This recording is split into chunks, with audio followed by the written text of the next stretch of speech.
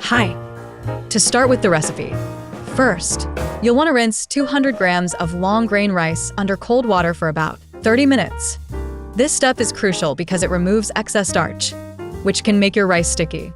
You'll know it's ready when the water runs clear. A common mistake is skipping this step, so make sure to give it a good rinse. Next, heat 2 tablespoons of vegetable oil in a pot over medium heat.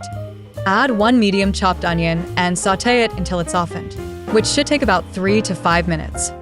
You'll know it's done when the onion turns translucent and gives off a sweet aroma. If you don't have a pot, a deep pan will work just fine. By the way, since many of you ask about this kitchen knife set that I use, after trying several, I found one that really makes a difference. I'll leave a link in the video description in case you're interested. Now, add 2 cloves of minced garlic and 1 seeded and minced jalapeno pepper to the pot.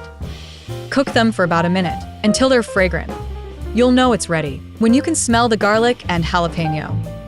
Be careful not to burn the garlic, as it can turn bitter. Stir in 1 tablespoon of turmeric, 1 tablespoon of salt, 1 teaspoon of black pepper, and 1 tablespoon of paprika. Cook these spices for about 30 seconds. This step is important because it helps release the flavors of the spices. You'll know it's ready when the spices are well mixed and you can smell their aroma. Add 1 tablespoon of tomato paste to the pot and cook it for 1 minute, stirring well. This helps to deepen the flavor of the tomato paste. You'll know it's ready when the paste darkens slightly and is well incorporated with the other ingredients. Now, add the rinsed rice and 1 cup of chicken broth to the pot. Stir everything together to coat the rice with a flavorful mixture. This step ensures that every grain of rice is infused with the spices and broth. You'll know it's well mixed when the rice is evenly colored. Bring the mixture to a boil, then reduce the heat to a simmer and cover the pot. Let it cook for 30 minutes without lifting the lid. This is crucial for the rice to cook evenly. You'll know it's done when the liquid is absorbed and the rice is tender. If you're tempted to peek, resist.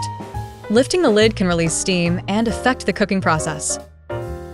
Finally, remove the pot from the heat and let it rest, still covered, for 5 minutes.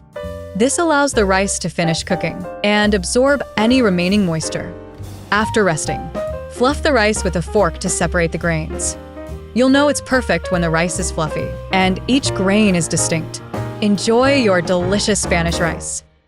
And that's how you make this delicious recipe. If you enjoyed it, don't forget to subscribe to the channel for more recipes like this one. Bye.